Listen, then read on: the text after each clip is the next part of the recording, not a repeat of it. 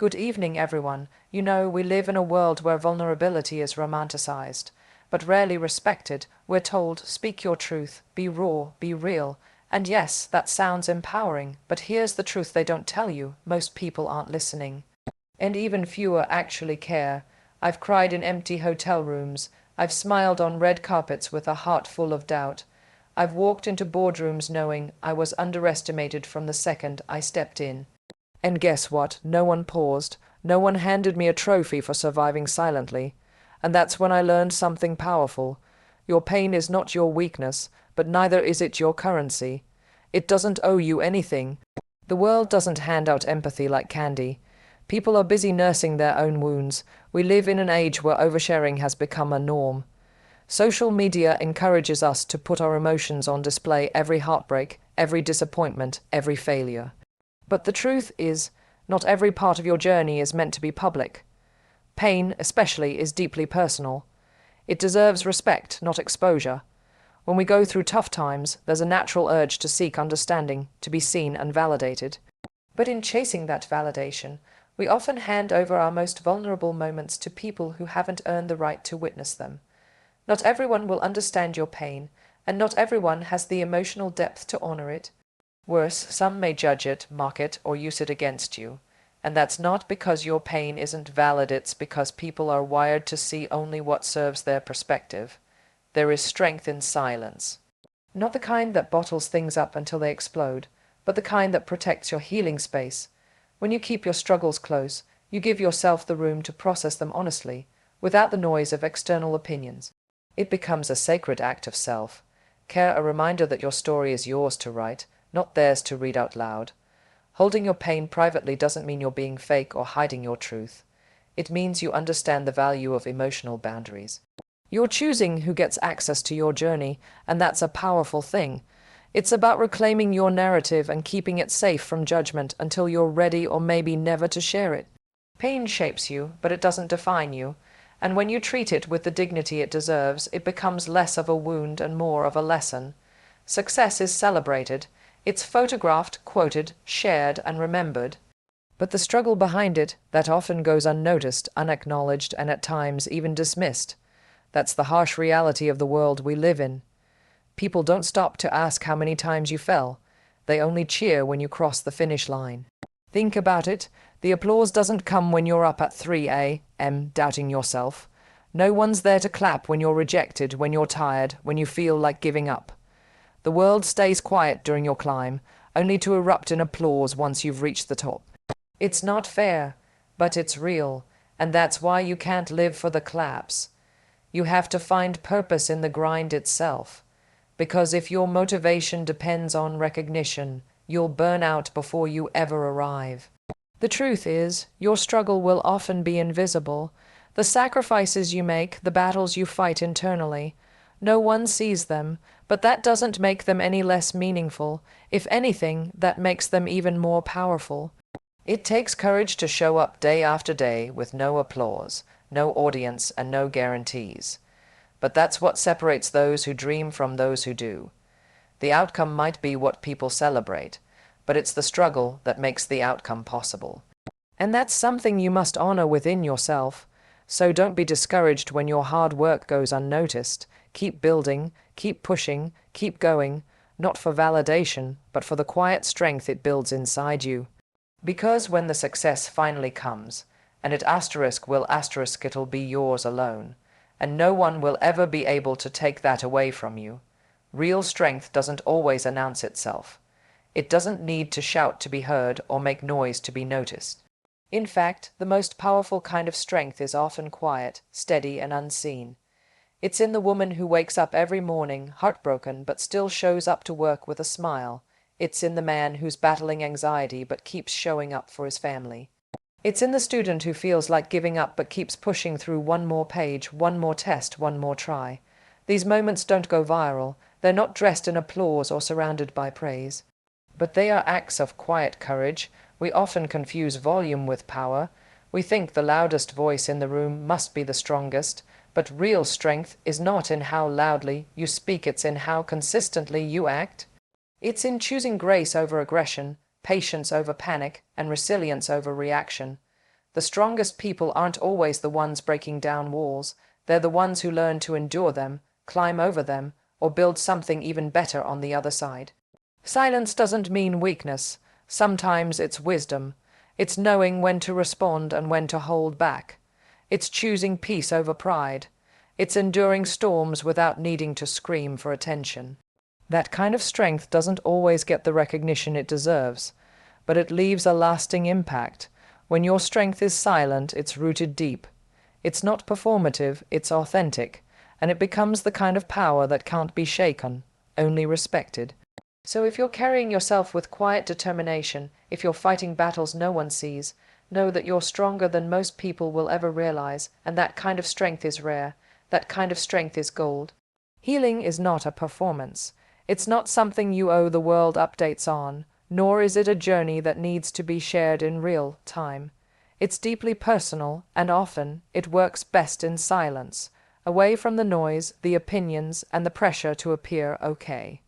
When we go through pain, there's this unspoken expectation that we should bounce back quickly, smile again, get back to normal. But healing doesn't follow a timeline, and it definitely doesn't follow anyone else's idea of what recovery should look like.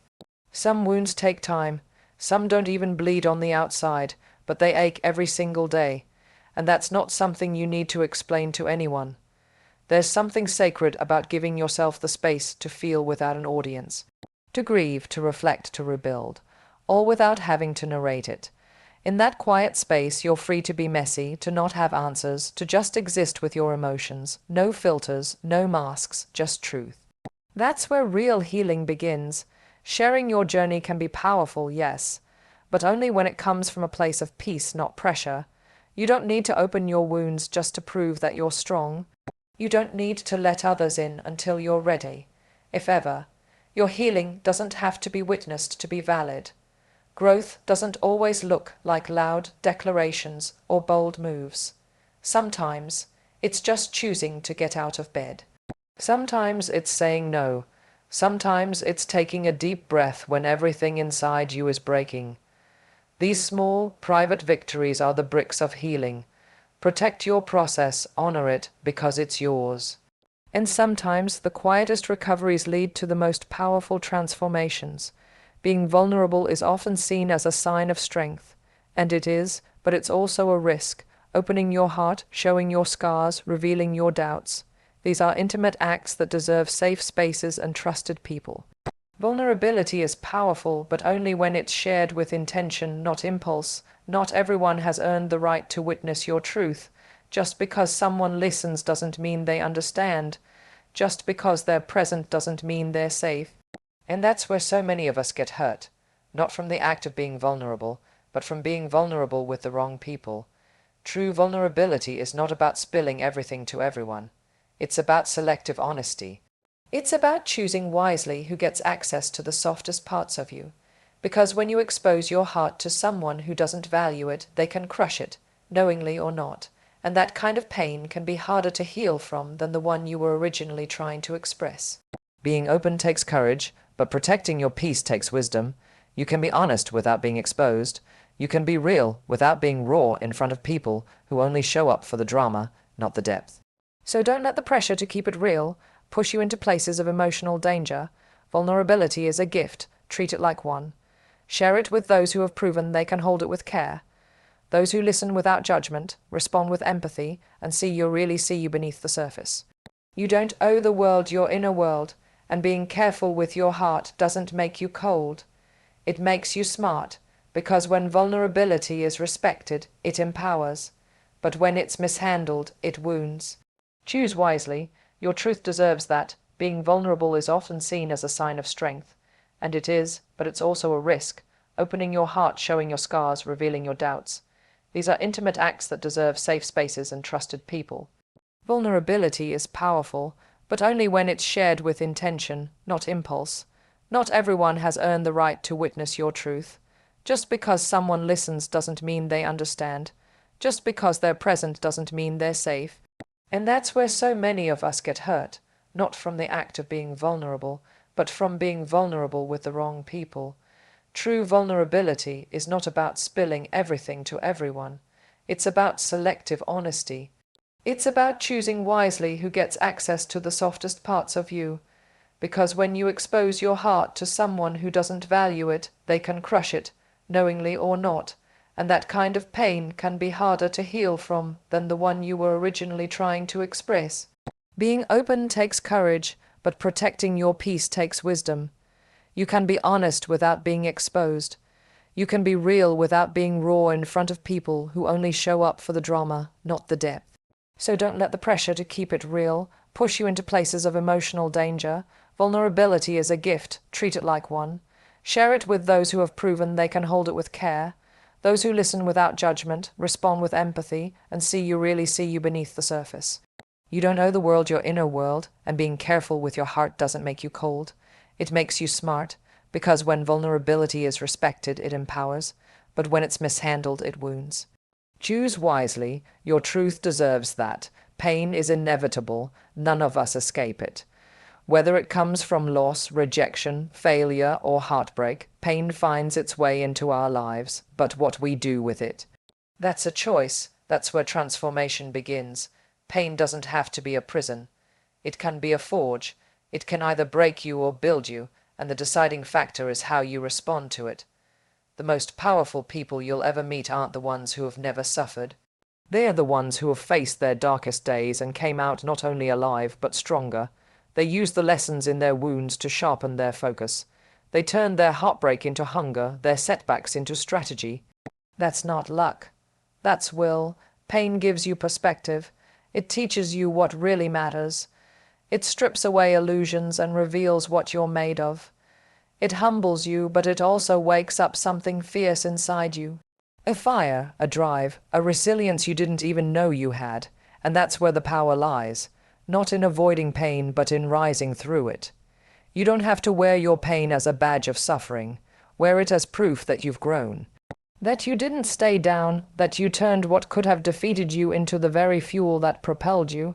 Every scar has a story, but it doesn't have to be a story of weakness.